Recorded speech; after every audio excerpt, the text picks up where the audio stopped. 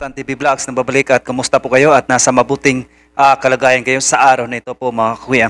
Ang topic natin for today is about, ayon po sa mga Sabadista, bakit kayong mga Katoliko ay kumakain ng isda nang walang palikpik at kaliskis na ipinagbawal ito ng Diyos sa Levitico 11 verse 10 hanggang 12. Ang sagot, ang isda na walang palikpik at kaliskis ay hindi nagpaparumi sa mga Kristiyano. Dahil sinabi ng Panginoong Hesus, walang pagkain na pumapasok sa bibig ang nagpaparumi sa tao, kundi ang lumalabas dito. Marcos 7 verse 16. At nang mabuhay muli ang Panginoong Hesus, ipinahayag niya ang isda na may palikpik at kaliskis o wala ay maari ng kainin sa pamagitan ng pagkain niya ng inihaw na isda. Ayon po sa Lucas 24 verse 42 hanggang 43.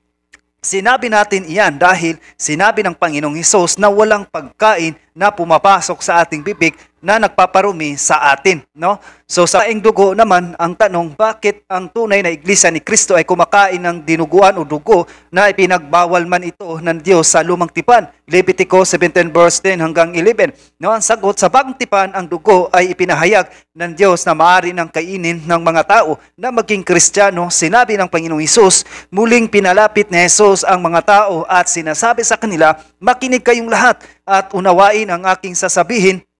Walang pagkain na pumapasok sa bibig ang nagpaparumi sa tao, kundi ang lumalabas dito.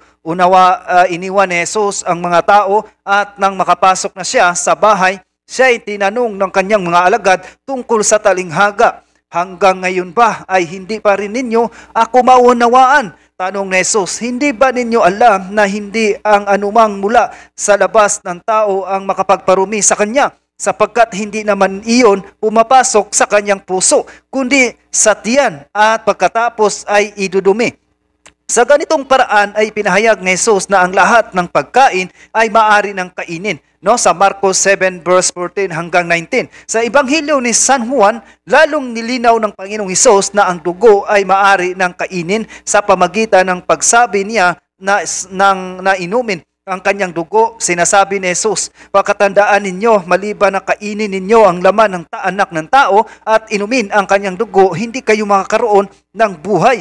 Ang kumakain ng aking laman at umiinom ng aking dugo ay may buhay na walang hanggan at muli ko siyang bubuhayin sa huling araw, sapagkat ang aking laman ay tunay na pagkain at ang aking dugo ay tunay na inumin. Mababasa natin sa Juan 6 verse 53 hanggang 55. Alahanin natin na ang paghahari ng Diyos ay hindi tungkol sa pagkain o inumin. Ito ay tungkol sa katuwiran, kapayapaan at kagalakan na kaloob ng Espiritu Santo. Mababasa natin sa Roma 14 verse 17. Po mga kakuya, no?